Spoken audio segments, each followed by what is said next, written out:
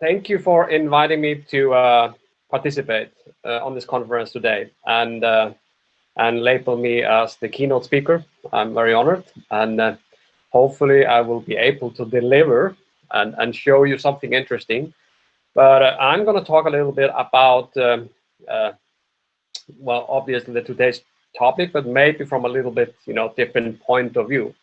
So let me see if we can share the screen here, and that will be here, and hopefully everyone sees. Hopefully everybody see the screen I'm sharing. So the topic today is social media skills for 50 years and older, and how do we interact with the digital world across different age groups. So this is a big question, and there's a lot of different layers to the conversation. Both, what are we doing? How are we using social media?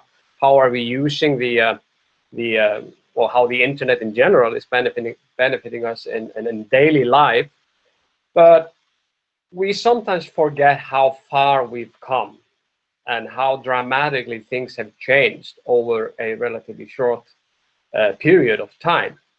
So I'm gonna take a little personal perspective on this journey and use me as an example, and hopefully put that into the context of the topic about the digital world we are part of, and which is increasingly being part of everything we do.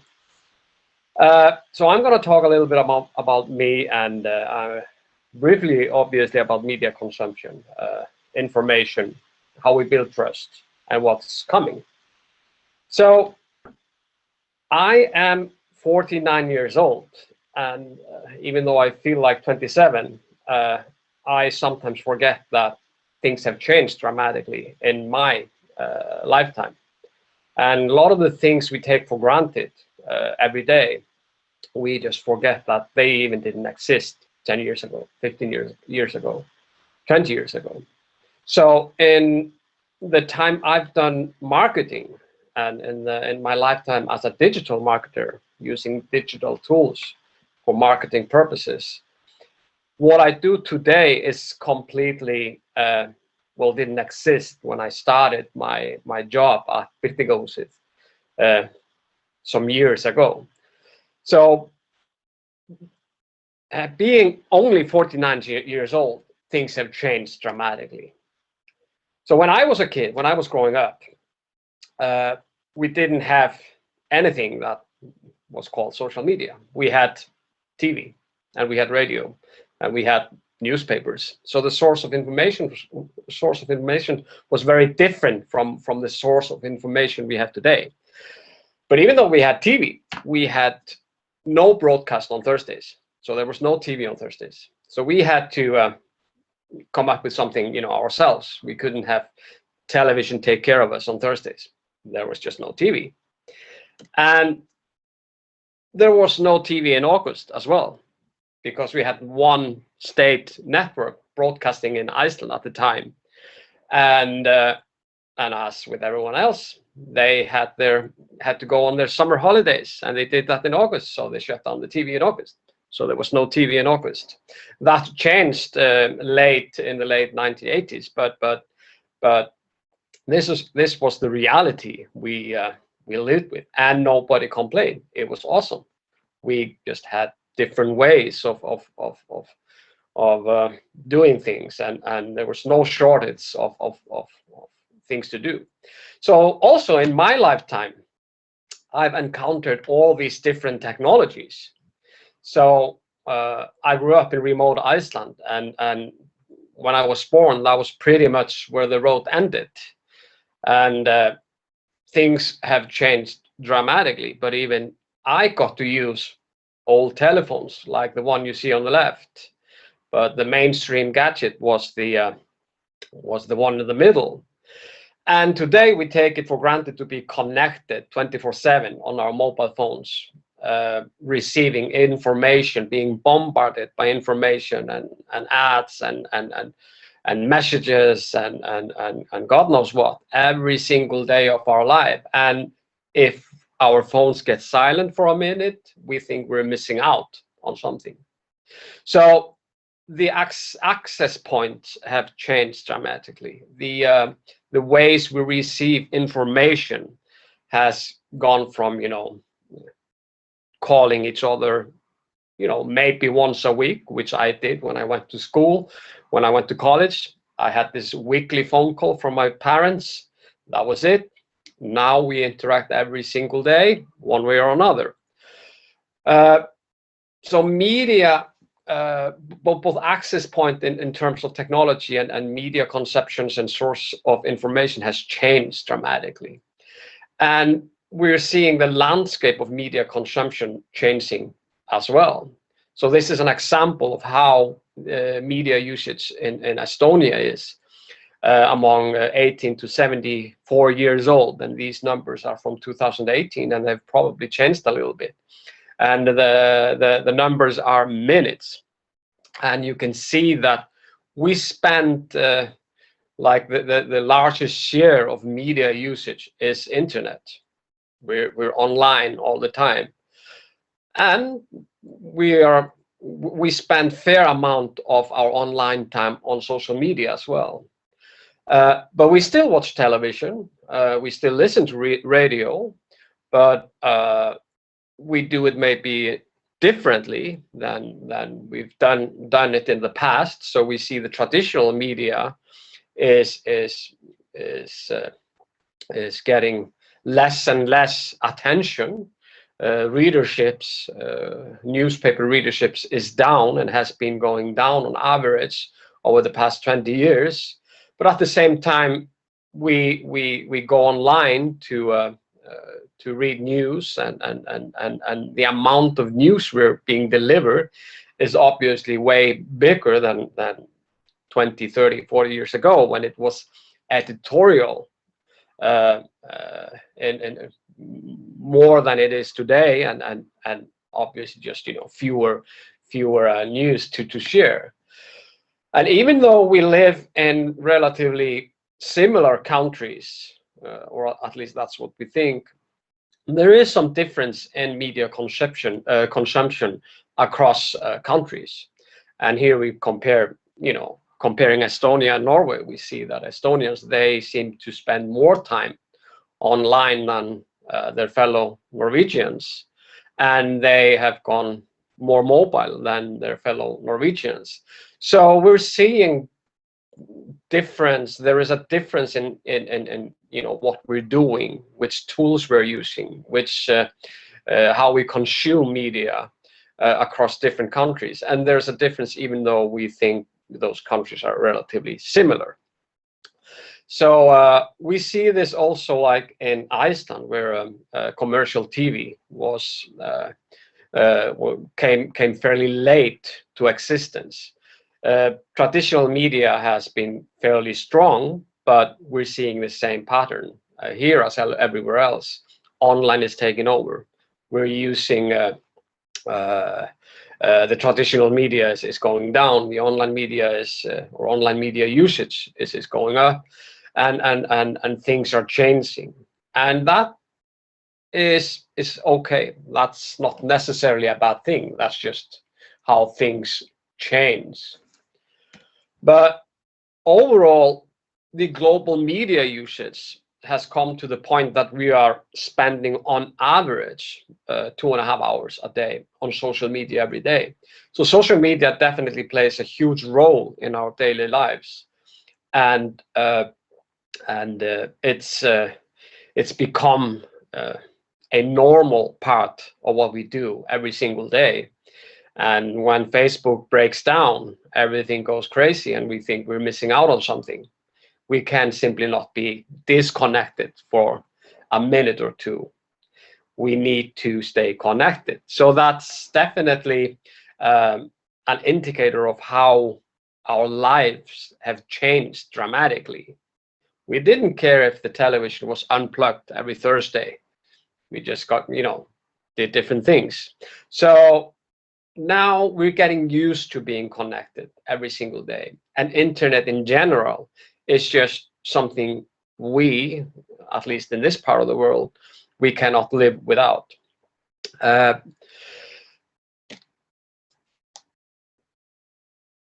If we use at the global usage, social media is counting for approximately 33 to 35% of our online time. So we are spending, internet users are spending 15% of their waking life on social media platform. So it's important that everyone has not only access to it, but it's also important to realize the pros and cons of the social media platforms in general, and what they can deliver, because it's not all good. It's also we're also facing a lot of challenges. If there's one thing we're seeing transforming our daily lives, that's mobile. So the world is going mobile for sure. In the United States, the average hours US adults is spending on smartphone every day is more than 3 hours, and this is different across different age groups, and I'll talk a little bit about that later on. But we are increasingly going mobile, and with the new technologies and 5G, which is becoming a reality for a lot of countries, we will go even stronger in terms of mobile uses in the next few years, and that's a good thing. We're also there's also an opportunity for improvement in wireless technology and 5G, because that allows a lot of people to have access to the internet, which were unable to have access to it before, because it's easier in many ways to connect people over the air than dig lines in the ground and transform signal, which is both expensive and takes a lot of time. Facebook is in some ways the definition of social media, and for many reasons. Facebook is definitely the worldwide leader when it comes to social media, and has the largest share of all social media platforms. So not only do we have a huge number of people on Facebook and connect on Facebook, but that also gives Facebook a huge power and responsibilities. And I think that's something which is very important to acknowledge and talk about, is the responsibilities these technological giants have. And I think it's timely to talk about those responsibilities and why it's or acknowledge that it's not just good. But majority of those who access Facebook, they do it mobile only. Again, the world is going mobile, and we have access to all these different connecting points on our mobile devices every single day. And if our phone goes out of battery, it's almost like the world is ending. So 80% of global internet users access social media throughout mobile devices. So we are connected to social media on the go, and that's something which is I think we're just seeing like tip of the iceberg here, but that's definitely the trend, and that's also part of the reason why it's important to teach and have a conversation and encourage people to use the technology in place and teach them how to use it. Large percentage of internet users are on social media and on Facebook in general. So these are numbers for the United States. So we're seeing across all these different age groups, there are people are connected, but obviously there's a generation gap here. And if we look at the numbers, it's almost 1/4 of Facebook users, or 1/5 of all Facebook users are 45 and older. So there's a lot of gap there to catch up. But at the same time, even though the share is lower than among the younger generations, seniors are the fastest growing Facebook age demographic. So they're catching on. And obviously the gap between generations will narrow down as we go further, as more people acquire and get used to all these technologies we have access to. So what are we doing on Facebook? And I talk a lot about Facebook because that's the most widely used platform. The average user is spend the days liking on average 12 posts, making 5 comments, sharing 1 Facebook post, and then clicking on 12 ads each month. Sorry. So that's the activity on social media, and we can debate, if that's good or bad, or for what reasons we are doing it.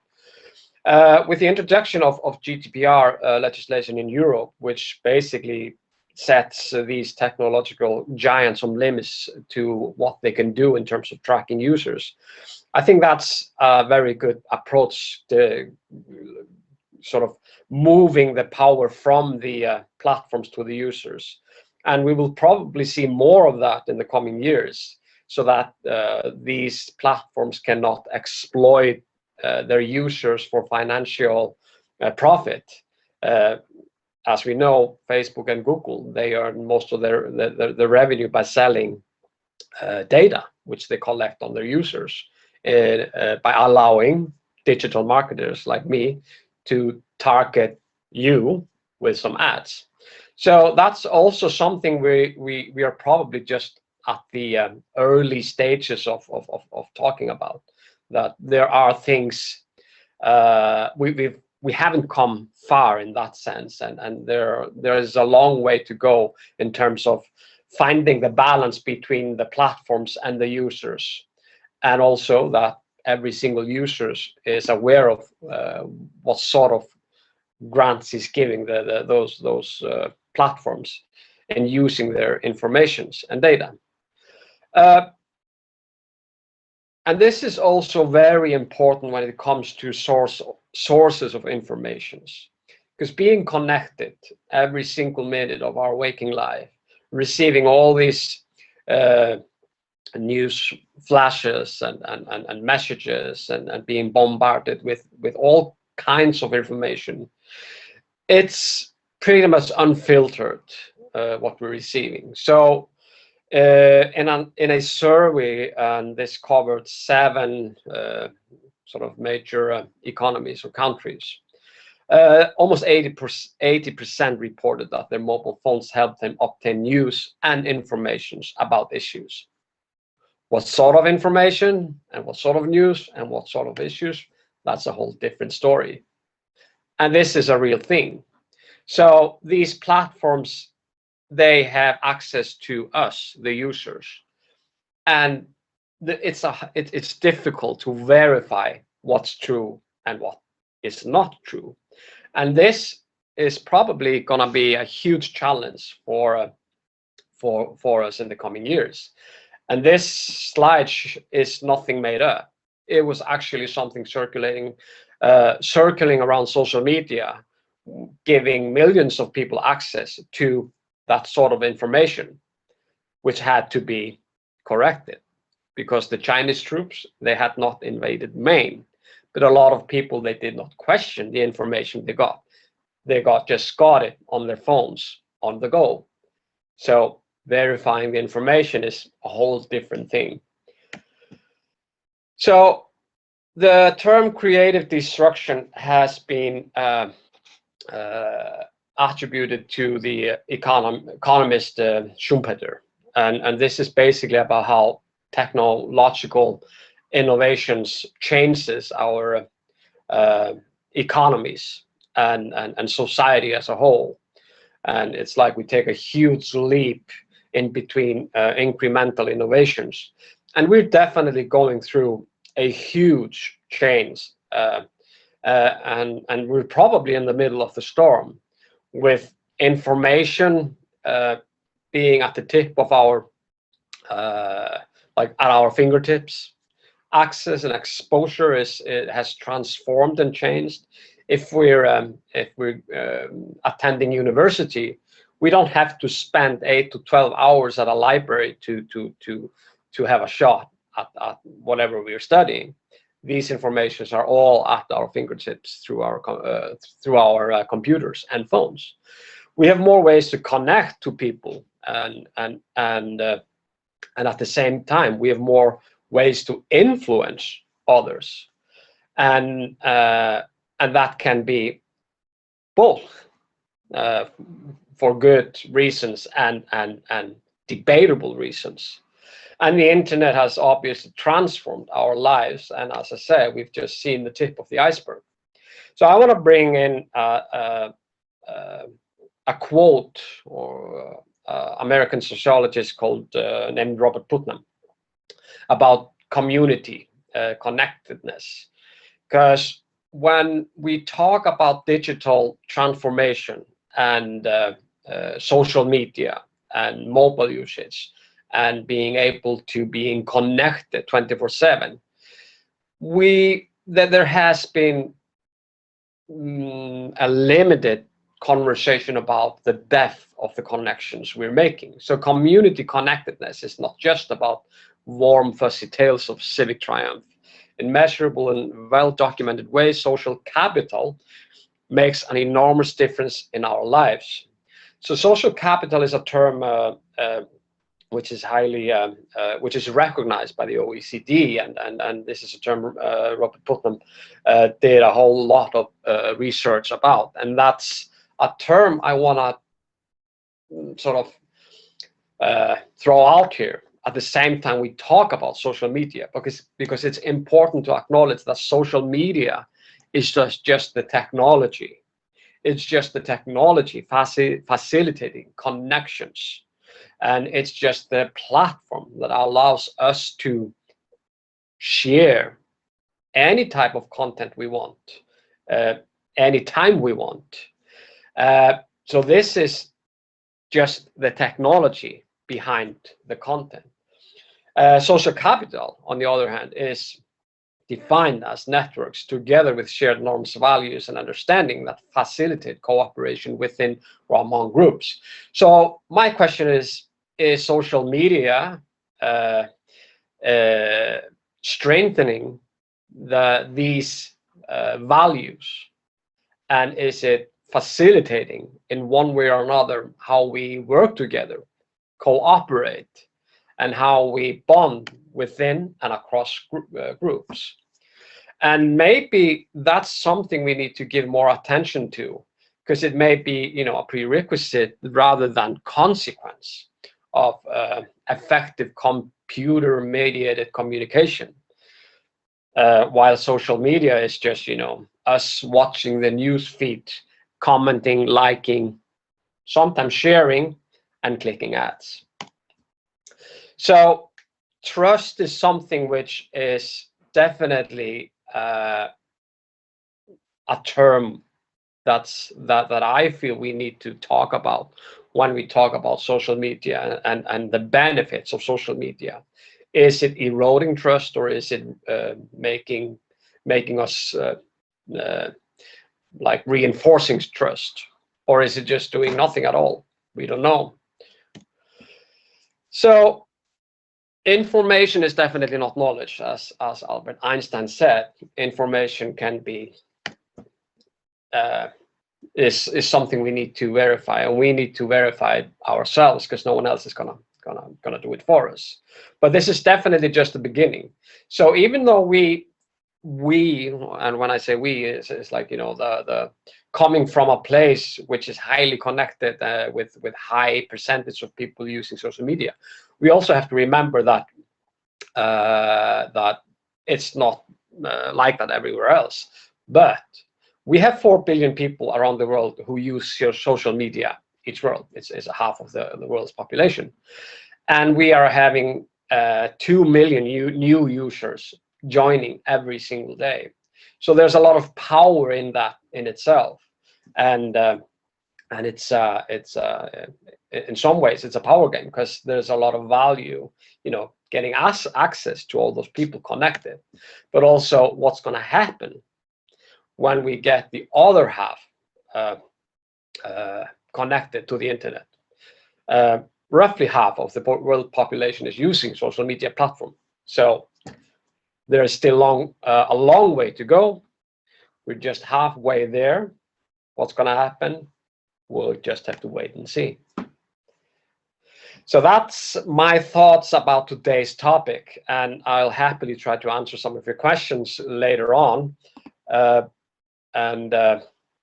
Hopefully there was something there you found interesting.